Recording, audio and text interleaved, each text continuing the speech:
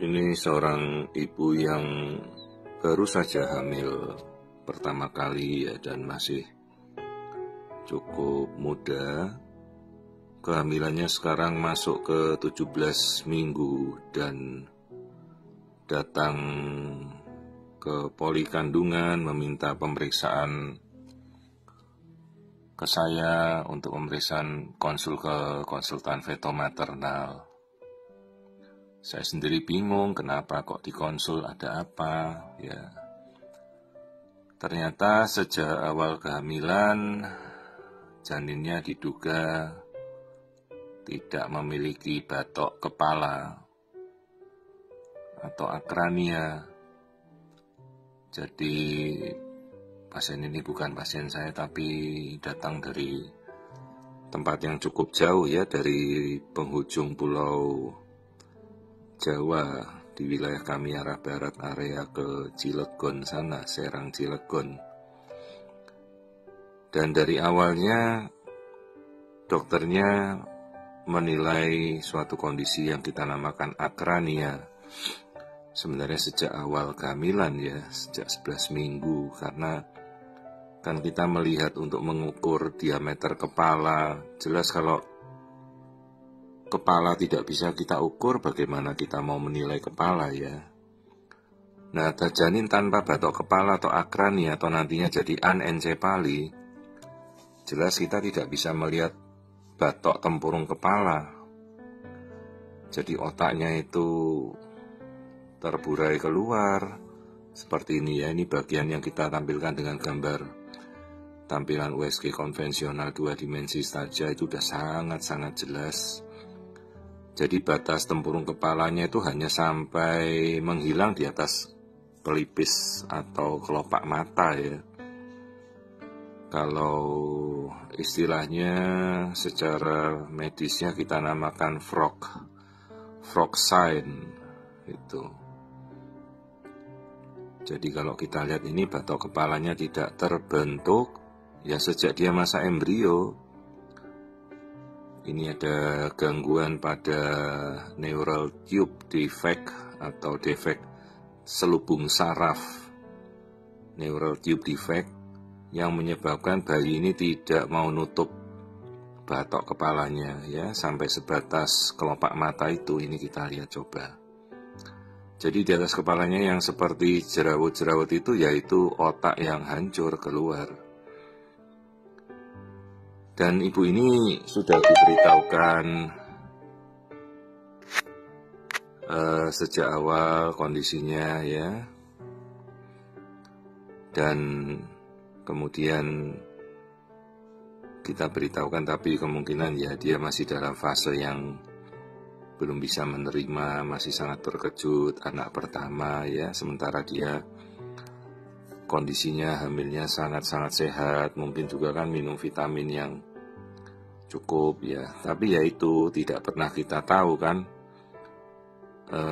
infeksi virus, TORCH, toxorubella, cytomegalovirus, herpes, COVID, SARS-CoV-2 itu tidak pernah dicek ya.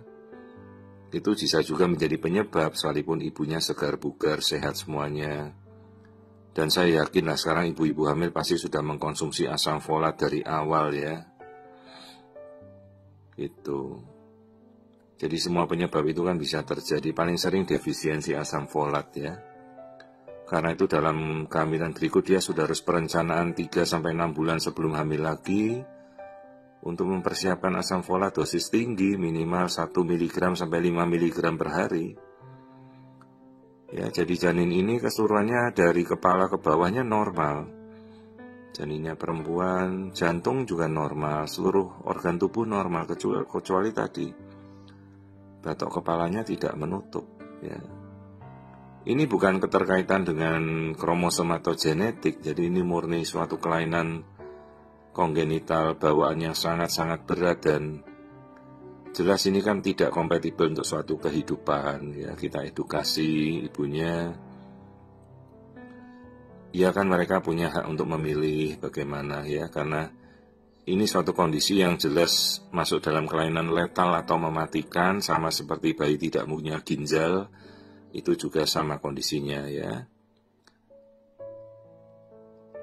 Dan begitu misalnya dia pertahankan, begitu lahir dia tidak akan bertahan, rata-rata tidak nyampe 1-2 jam lah. Bayi ini biasanya meninggal setelah lahir karena gangguan dari otak yang untuk memfungsikan semua organ tubuh, memerintah detak jantung, paru-paru kan tidak ada ya. Jadi kalau lahir ya otaknya sudah hancur, tinggal dasar tempurung kepala itu bolong. Seperti kita belah begitu ya. Nah kalau sekarang otaknya ini belum hancur, jadi dia pecah keluar. Tapi karena air ketuban ini sifatnya kan korosif ya, seperti air aki begitu terhadap susunan saraf, maka nanti sarafnya lama-lama akan larut, akan hancur. Jadi cairan ketuban itu seperti cairan kimia korosif untuk selubung saraf. Jadi kalau sampai bayi seperti tempurung kepalanya ada yang rusak atau sarafnya ada yang bolong seperti meningocele, biasanya kalau sampai terbuka atau open spina bifida atau ada yang pecah dari selubung saraf, maka sarafnya akan terkena, rusak langsung ya. Jadi ini istilahnya akrania, bayi tanpa batok kepala.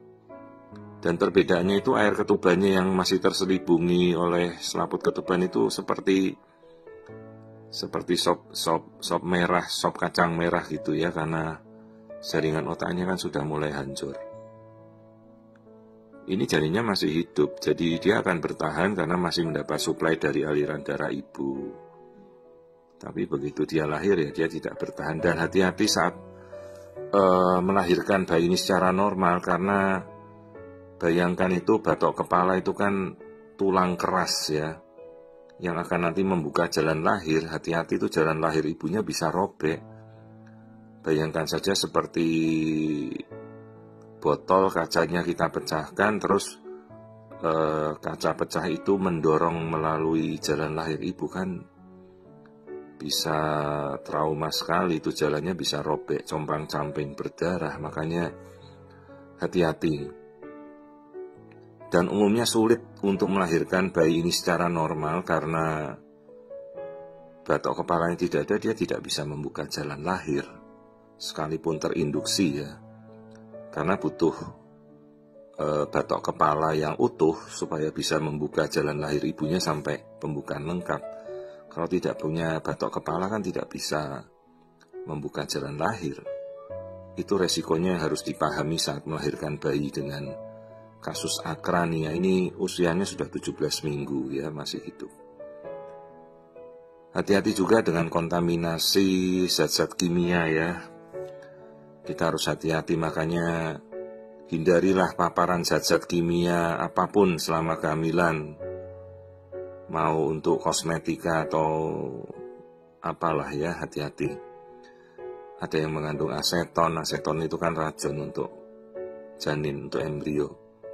Jadi sebaiknya selama kehamilan ya cukuplah mencari, kalaupun kosmetik ya cari yang komponennya organik ya. Hati-hati sekali ya, termasuk obat-obat yang kita tidak ketahui isinya. Jadi banyak sekali faktor penyebab, mulai dari infeksi virus, parasit, tadi sudah saya sebutkan, defisiensi asam folat, paparan kimia, ya obat-obat kimia, radiasi juga bisa. Mungkin ibunya bekerja di sarana yang mengandung radiasi radioaktif, atau mungkin tinggal di bawah kawasan dengan saluran listrik tegangan tinggi ya, itu juga bisa menimbulkan radiasi medan magnet, bisa merubah genetikanya si janin. Jadi benar-benar persiapan kehamilan berikutnya, angka berulangnya bisa 1% itu cukup tinggi ya. Kasus-kasus akrania tanpa batok kepala seperti ini.